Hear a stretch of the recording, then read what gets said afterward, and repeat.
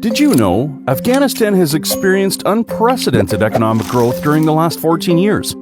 Did you know the private sector has contributed billions of dollars toward reconstructing Afghanistan since 2001? Did you know Afghanistan has one of the most liberal investment laws in the region? Invest in Afghanistan, your investment destination at the heart of Asia. Do you want to know about the demographic profile of Afghanistan? I'm sure you do. Here it is. Afghanistan has a total population of 28.6 million, which is projected to reach 55.9 million by 2050. 51% of the population is male and 49% female, which makes it one of the world's most gender-balanced countries. 46.3% of the population lives in urban areas. Afghanistan, in fact, has a young population, with 47% under 15 years old, 51% between 16 and 65 years of age, and only 2% over 65. Only 2%, huh? We are such a young country. How about the economic profile of Afghanistan? Well, here you go. Afghanistan has experienced unprecedented economic growth, with the GDP of the country increasing from $2.2 billion in 2002 to $22.2 billion in 2015, with an expected growth rate of 5% in 2016. The GDP per capita of Afghanistan has increased from $281 in 2005 to $747 in 2014. The services sector of the economy contributes 51% to total GDP, agriculture contributes 24%, and manufacturing contributes 20%. Afghanistan is a consuming economy, with the total value of imports exceeding $7.7 billion and total exports exceeding $570 million. Did you know that Afghanistan has an improving infrastructure? You heard it right. Currently, there are 8 functional industrial parks in the provinces of Kabul, Herat, Kandahar, Balkh, and Nangarhar.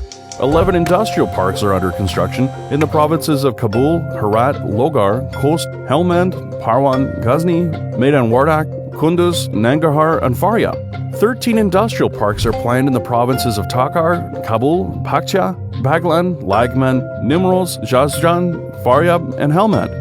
Afghanistan has 4 international airports in Kabul, Mazar-e-Sharif, Herat, and Kandahar. Furthermore, as a landlocked country, Afghanistan has 9 dry ports for conducting trade with Central Asian countries, South Asian countries, China, and Iran. Wait, there's more. Afghanistan lives in close proximity to a number of regional ports, 816 kilometers from Spin Boldak Shaman to the Karachi port, 1,447 kilometers from Torkham to the Karachi port, 1,036 kilometers from Spin Boldak Shaman to the Gwadar port, 1,831 kilometers from Torkham to the Gwadar port, 520 kilometers from Torkham to the Wagah port, 883 kilometers from Zaranj to the Shabahar port. These routes connect you to the regional and international markets. Now, here is a response to your question, why invest in Afghanistan? Afghanistan offers increasing demand for high-quality goods and services, strategic location connected to 2.6 billion people in the region, liberal investment laws, a flexible tax and duty regime with a mere 20% corporate tax, the right to 100% foreign ownership of registered companies, no restriction on profit repatriation, a free market economy led by private sector initiatives, ever-improving infrastructure, preferential trade agreements with India, China, Europe, and the United States. So where do you want to invest in the Afghan economy? Here are some ideas. The agricultural sector. 85 to 90% of the population in rural areas is engaged in the agricultural sector, which contributes to 24% of the total GDP. The mining sector. Afghanistan's mineral wealth is worth $3 trillion with over 1,400 different types of minerals. The energy sector.